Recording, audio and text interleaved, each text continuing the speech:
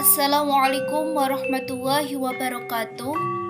Tepangaken nami kulo Intan Nur Aini. Kulo saking kelas kalih welas IPS. Wonten ing kesempatan iki kulo badhe maos geguritan kanthi tema alam.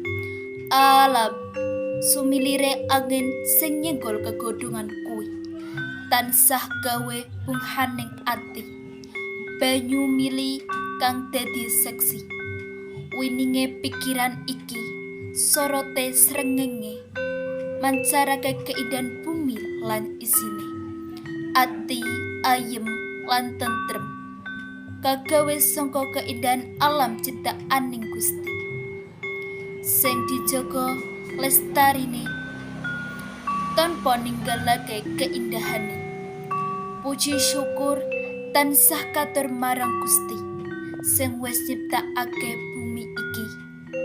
Matur nuwun Gusti, sampun diparingi endahe bumi lan seisine. Mekaten ing saged kula aturaken menawi lepat ing atur kula nyuwun pangapunten. Matur nuwun. Wassalamualaikum warahmatullahi wabarakatuh.